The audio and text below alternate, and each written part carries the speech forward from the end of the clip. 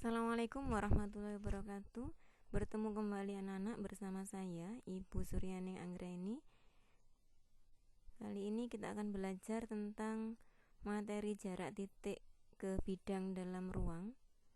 Ya, ini adalah merupakan salah satu materi pada KD 3.1 Matematika Wajib kelas 12 semester 1 ya.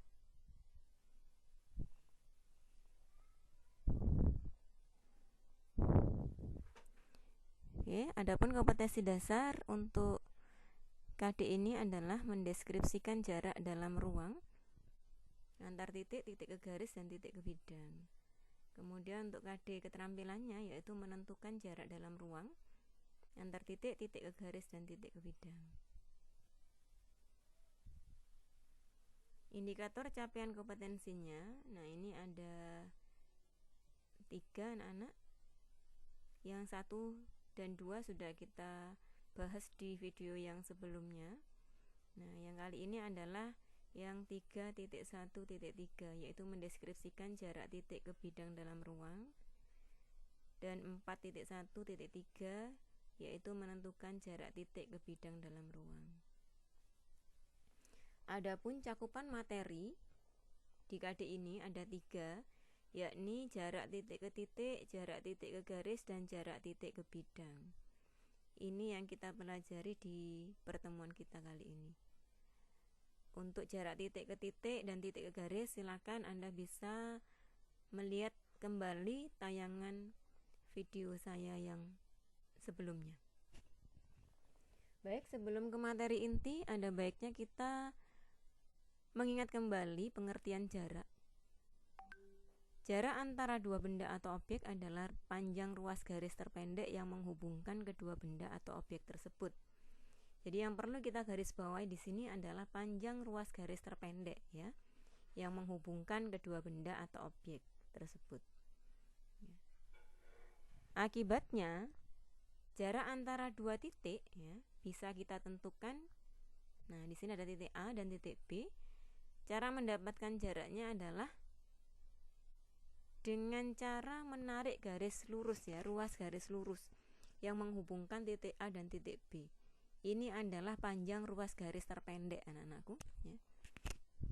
Jadi mudah sekali menentukan jarak antar dua titik. Nah, jadi jaraknya adalah ruas garis AB. Contoh soal.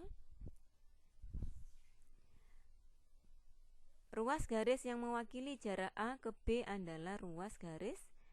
Nah, di sini ada titik A, ada titik B. Ya.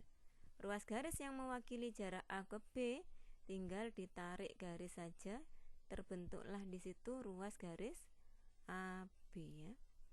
Adapun nilainya adalah 8 cm ya. Contoh berikutnya. Ruas garis yang mewakili jarak D ke F, ada titik D, ada titik F. Ya, cara mencari jaraknya tinggal dihubungkan saja, terbentuklah di situ ruas garis DF. Ya, panjang ruas garis DF ini adalah 8/3 ya, anak-anak. Nah, ini sudah umum ya, sudah umum. Jadi DF ini adalah salah satu diagonal ruang kubus, yang mana di video saya yang lalu bahwa diagonal kubus ini sudah saya berikan rumusnya, memenuhi aturan atau rumus A/3 ya. Sehingga karena rusuknya di sini 8, maka panjangnya 8/3. Nah, ini contoh yang ketiga. Ruas garis yang mewakili jarak titik E ke pertengahan BD. Nah, di sini ada BD ya. Nah, pertengahannya di situ dilambangkan dengan huruf P, maka ruas garis yang mewakilinya adalah ruas garis EP ya, tinggal dihubungkan saja.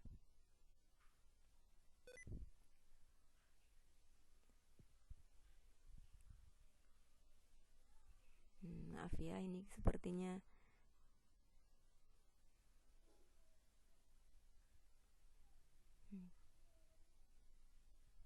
ya, ruas garis EP anak-anak. Berapakah panjang EP?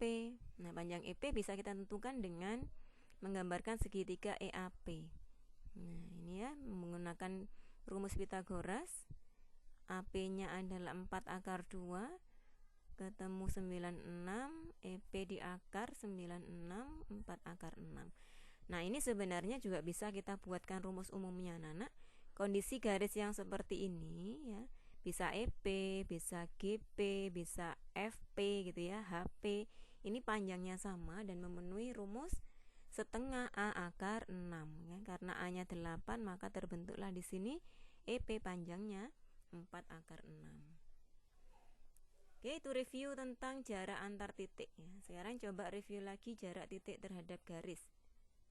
Nah, di sini ada garis K, ada titik A di luar garis K. Cara menentukan jarak titik terhadap garis, jarak titik A terhadap garis K, yaitu langkah pertamanya kita cari titik nak ya.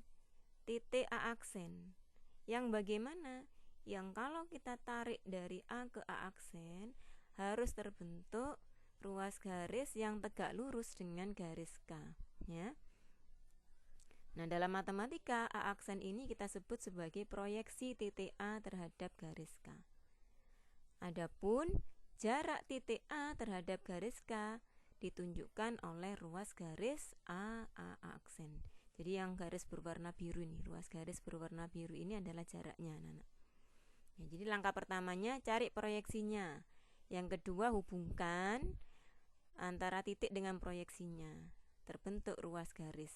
Nah, ini adalah ruas garis A aksen. Oke, kita contoh soal lagi.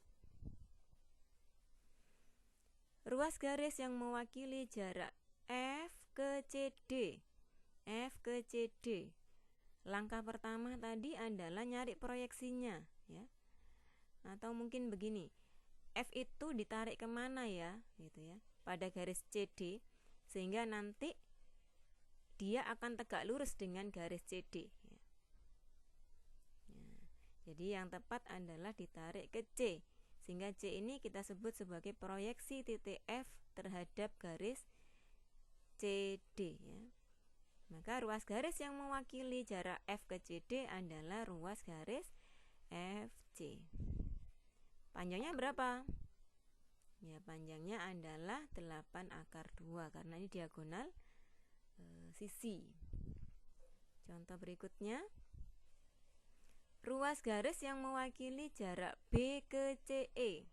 Nah, CE itu merupakan diagonal ruang ya. Jarak B ke CE, nah ini kita tidak bisa menentukan secara langsung anak-anakku ya. Kalau ditarik ke tengah pun dia kondisinya tidak tegak lurus.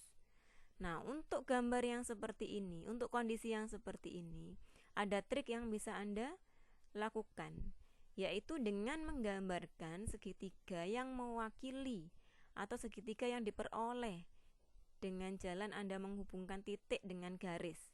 Nah, maka yang terbentuk adalah segitiga BCE. Kondisinya bagaimana segitiga BCE itu? Kondisinya adalah seperti ini. Ya, BC 8 panjangnya, BE 8 akar 2, ya, CE-nya 8 akar 3. Dan dia tegak lurus di B. Nah, maka kondisinya kayak gini.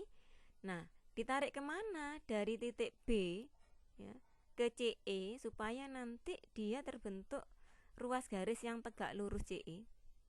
Kalau ke tengah jelas tidak ya, Nana? Nah, kita taruhlah di situ suatu titik, katakanlah titik R gitu ya.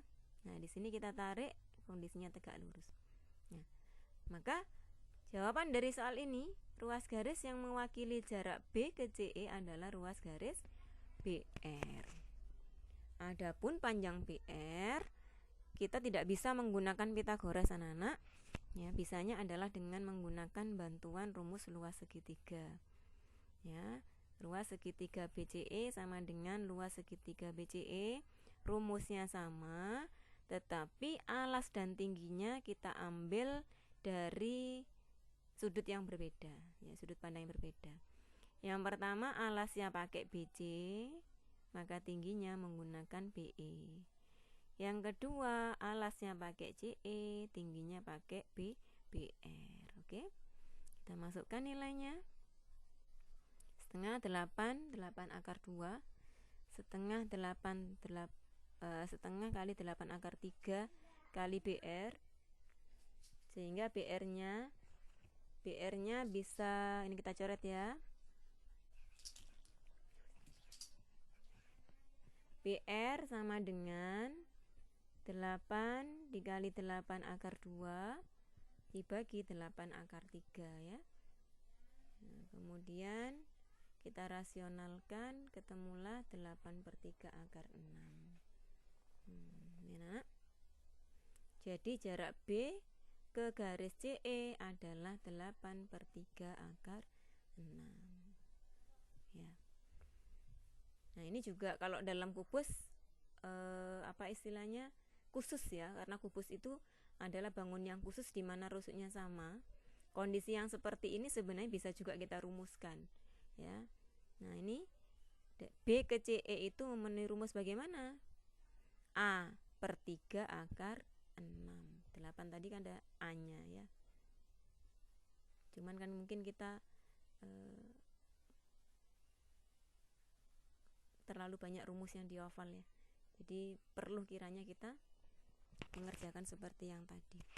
Baik, ini adalah materi kita yang inti anak-anak, jarak titik terhadap bidang. Di sini ada bidang alfa, kemudian ada titik A.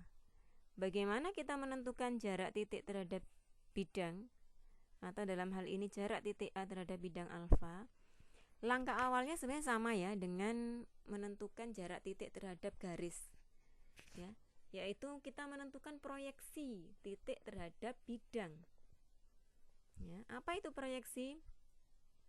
Proyeksi titik A terhadap bidang alfa yaitu suatu titik pada bidang alfa, taruhlah di situ A aksen, yang kalau Anda hubungkan dari A ke A aksen, maka akan terbentuklah ruas garis yang kondisinya dia tegak lurus bidang alfa.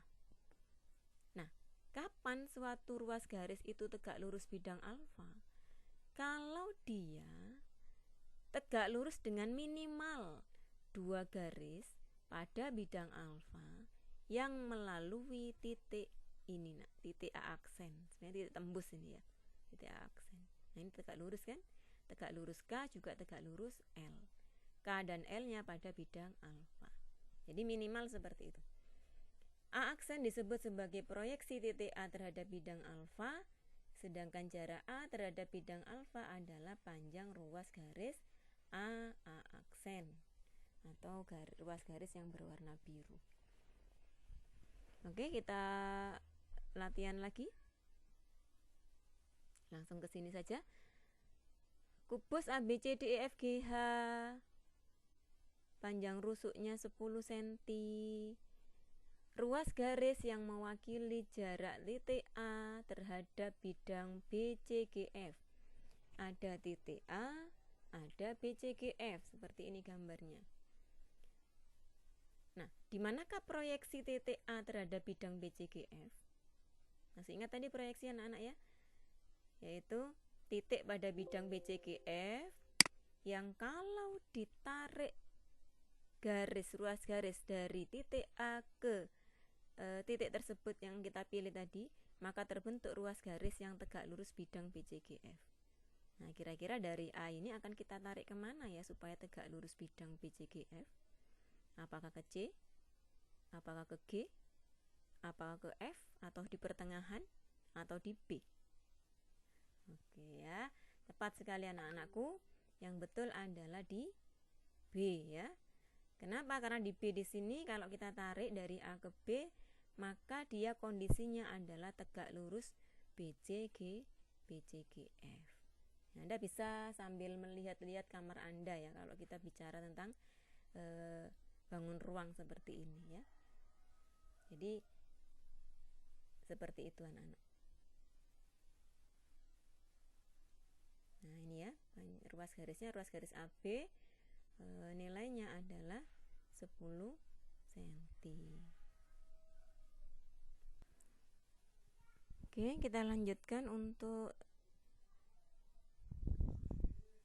soal yang berikutnya anak-anak. Ya, jarak titik A ke BCGF adalah 10 cm.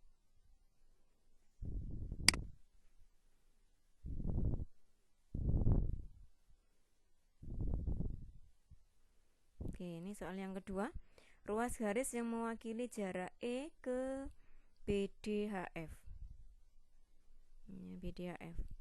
Ya, jarak E ke BDHF. Nah, ini kira-kira dari E kita tarik kemana ya supaya dia tegak lurus BDHF. Ya, kita nyari titik pada bidang BDHF yang kalau kita tarik ke E maka harus terbentuk ruas garis yang tegak lurus bidang BDHF ya. Oke. Nah, yang tepat adalah kita tarik ke Q ya, anak. Ya, di situ nanti dia akan kondisinya tegak lurus bidang BDHF. Nah, maka ruas garis yang mewakili jarak E ke BDHF adalah EQ.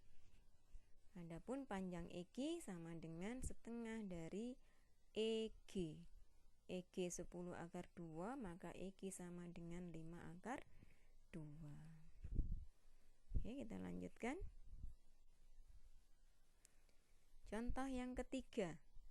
Ruas garis yang mewakili jarak E ke AFH. Nah, ini AFH-nya kayak begini ya, Nana. Kira-kira kita mau tarik kemana ya dari titik E itu supaya dia nanti tegak lurus bidang AFH. Ya, ini memang agak-agak lumayan ya soal ini bagi yang anak-anakku yang kurang bisa berimajinasi begitu ya. Jadi di sini memang kita harus bener-bener pinter membayangkan gitu ya anak-anak kondisi real daripada gambar ini ya. Karena ini gambar belum mewakili atau malah tidak mewakili ya keseluruhan kondisi real gitu ya dari gambar. Jadi ini kalau kita lihat anak-anak, kalau kita hubungkan ya dari E ke AFH ini sebenarnya kan merupakan limas ini, limas segi 3. Nah, alasnya adalah AFH. Kalau kita perhatikan AFH ini adalah segitiga sama sisi anak-anakku. Tahu dari mana, Bu? Nah, Anda lihat ini AF itu diagonal sisi. HF juga diagonal sisi. AF juga AH juga diagonal sisi. Ya, jadi ini adalah limas segitiga yang alasnya berbentuk segitiga sama sisi. Nah, ini kalau mau proyeksi titik E ke bidang AFH ya, ini sebenarnya adalah ya, kalau Anda pinter membayangkan akan tahu begitu ya bahwa nanti dia itu proyeksinya berada di antara garis aki anak-anak ya, antara garis aki ya. Kalau ke kalau ke Q jelas tidak tegak lurus ini. Ditarik ke A juga tidak ya. Jadi di antara garis aki atau mungkin di antara garis H. Kemudian ini ditarik ke pertengahannya AF itu bisa juga ya. Atau dari F ke pertengahan AH ditarik garis di antaranya itu juga iya. Apakah di tengahnya? Nah, sebenarnya tidak anak-anak ya. Jadi yang penting kamu tahu dulu. Oh, nanti itu dia berada di garis sepanjang garis aki ya. Di mananya kita tidak tahu ya. Kita letakkan saja di situ satu titik. Ya, yang penting di situ kalau kita hubungkan, ini ada titik O. Kita hubungkan, maka terbentuk nanti ruas garis EO yang tegak lurus garis aki. Ruas garis aki. Nah, baru kemudian panjangnya berapa? Jadi ini adalah EO ya. Oke. Panjangnya mungkin kita bisa memakai bantuan segitiga AEQ ya. AEQ itu siku-siku di E. Nah, O tadi itu berada di aki yang kondisinya dia tegak lurus dengan aki ya. EO tegak lurus aki. Nah, kembali dapat gambar-gambar yang kayak gini. Nah, pakai Pitagoras kita tidak mungkin, bisanya adalah pakai menggunakan rumus luas segitiga AEQ ya. Rumusnya sama tapi alas dan tingginya kita menggunakan sudut pandang yang berbeda. Yang pertama alasnya pakai AE, ini AE sebagai alas, tingginya berarti EQ ya anak-anak. Kemudian yang kedua alasnya pakai AQ, tingginya pakai EO. Nah, di sini AE 10, kemudian EQ-nya adalah EQ yang ini tadi ya, separuhnya dari EG, 5/2. Nah, kemudian AQ. Nah, tadi AQ kan ada ya di review kita yang awal tadi. AQ ini adalah seperti halnya EP tadi. Memenuhi rumus bagaimana? Setengah A/6. Nah, A-nya 10, maka AQ sama dengan 5/6 kali EO. Kita coret. EO sama dengan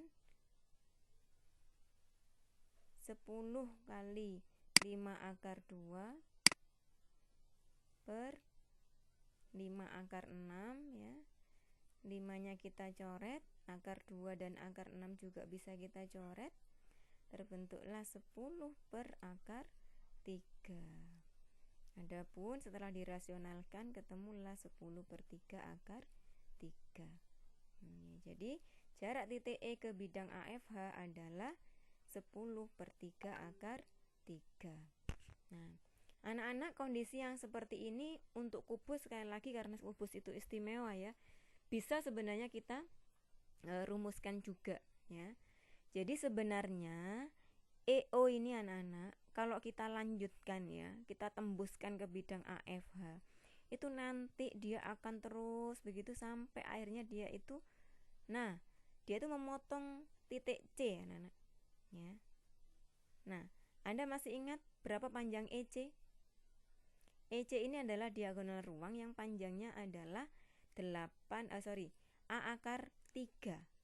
Nah, untuk kubus dengan panjang rusuk 10, maka EC sama dengan 10/3. Nah, EO ternyata kalau kita lihat di sini, nah di sini nilainya adalah 10 per 3/3. Atau dengan kata lain, EO itu panjangnya adalah 1/3 dari diagonal ruang. Nah, ini bisa kita rumuskan khusus untuk kubus ya. Nanti kalau balok mungkin lain lagi, ya jelas lain lah gitu. Karena panjang, lebar dan tinggi balok tidak sama dengan kubus ya. Kalau kubus kan sama rusuknya. Oke. Nah, kita lanjut ke soal yang berikutnya. Nah, sekarang kita bekerja dengan 5 segi 4 PQRST dengan alas berbentuk persegi panjang dengan panjang QR-nya 8 cm dan RS-nya 6 cm. Rusuk tegaknya 13 cm dan titik O merupakan perpotongan diagonal QS dan RT. Tunjukkan ruas garis yang mewakili jarak titik ke bidang berikut, kemudian tentukan pula nilainya. Langsung ke penyelesaian saja anak-anak. Ruas garis yang mewakili jarak titik P ke bidang QRST di sini. Nah, ini mudah sekali ya untuk gambar yang ini. Oke. Jaraknya ditentukan di mana ini gitu. Oke, kita tahu bahwa di sini QRST ini sebagai alas yang mana dia posisinya kalau di gambar ini adalah horizontal gitu.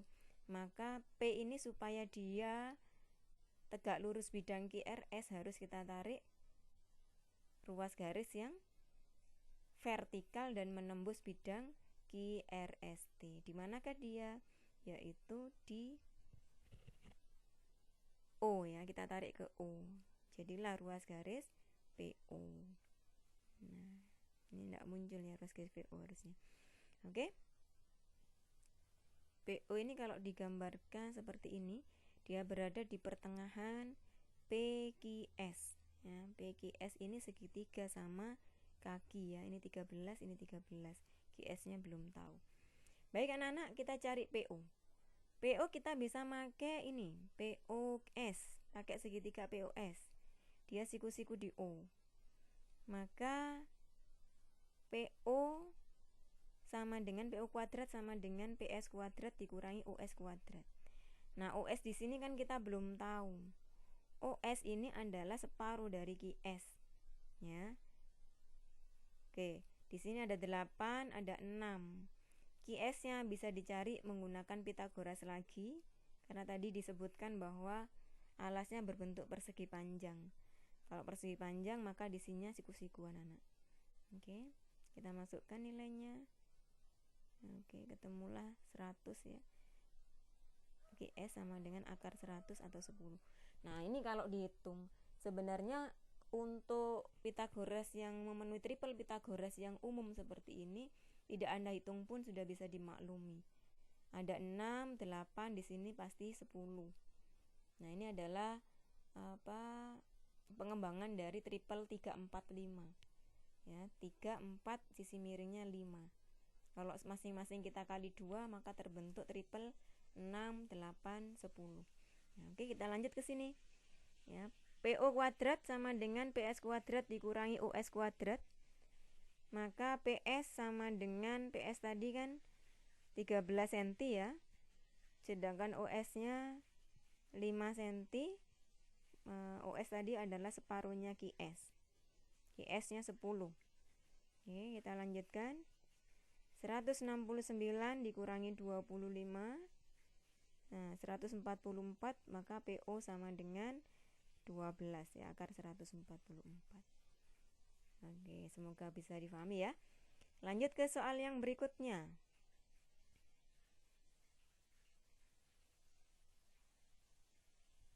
Nah, di sini ada limas lagi dengan limas yang sama ya. Ruas garis yang mewakili jarak titik O ke bidang PRS. Ini PRS anak-anak, ini bidangnya sebelah sini. Nah, oke, kira-kira O ini nanti mau ditarik kemana ya supaya dia itu tegak lurus bidang RSP, PRS gitu.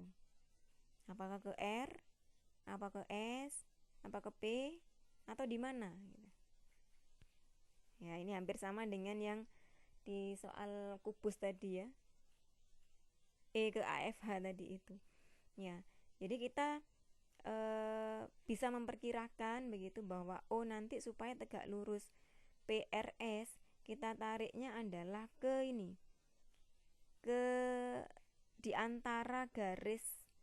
Nah, ini. Jadi kita tarik di sini dari P ke pertengahan RS. Kenapa seperti itu, Bu? Karena di sini PR dan PS dia sama kaki anak-anak ya. Sama maksud saya. Jadi ini adalah segitiga PRS, segitiga sama kaki. Maka O ini karena O berada di tengah-tengahnya mana ini ya.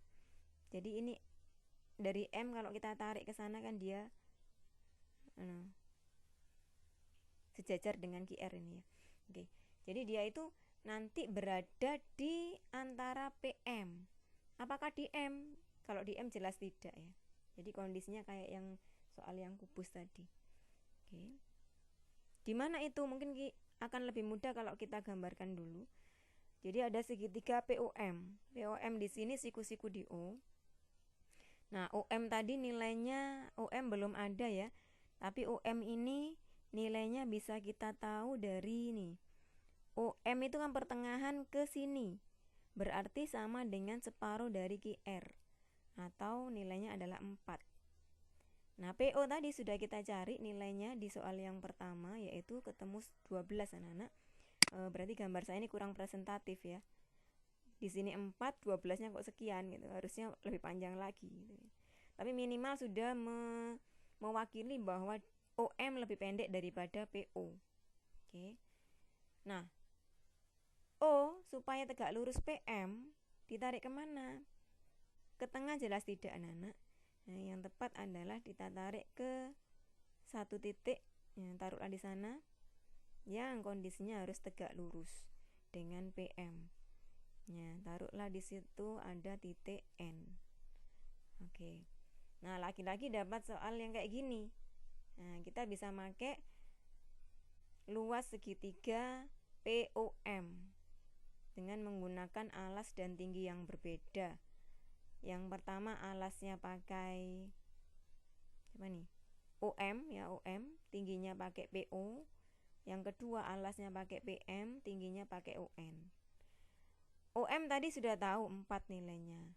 PO sudah ada 12. PM, nah PM di sini kita belum tahu ya berapa nilainya. Kita bisa mencari terlebih dahulu ya, bisa menggunakan segitiga PRM, bisa pula menggunakan ini segitiga POM ya. Nah, di sini saya menggunakan segitiga POM yang kayak ini. Nanti PM kuadrat sama dengan PO kuadrat ditambah OM kuadrat. PO-nya 12, OM tadi 4 ya. Jadi 144 ditambah 16, 160. PM sama dengan akar 160. Hasilnya adalah 4 akar 10. Oke, kita masukkan ke sana. Nah, ini 4 akar 10 kali UN. Coret ya. UN sama dengan 4 kali 12 dibagi 4 akar 10. Kita rasionalkan ya. Ini 4-nya dicoret. Hasilnya 12 per 10 akar 10 atau sama dengan 6 per 5 akar 10. Oke. Jadi jarak titik O ke bidang PRS adalah 6 per 5 akar 10. Nah, itu anak-anak mungkin yang bisa kita bahas ya di pertemuan kali ini, kaitannya dengan jarak titik ke bidang. Semoga bisa kalian pahami dengan baik begitu. Jika misalkan kurang paham bisa diulang kembali video ini. Kurang lebihnya mohon maaf anak-anak atas keterbatasan IT dan sebagainya, atau penjelasan saya yang kurang bisa Anda tangkap begitu. Saya mohon maaf ya. Saya akhiri dulu, semoga yang kita pelajari bermanfaat. Assalamualaikum warahmatullahi wabarakatuh.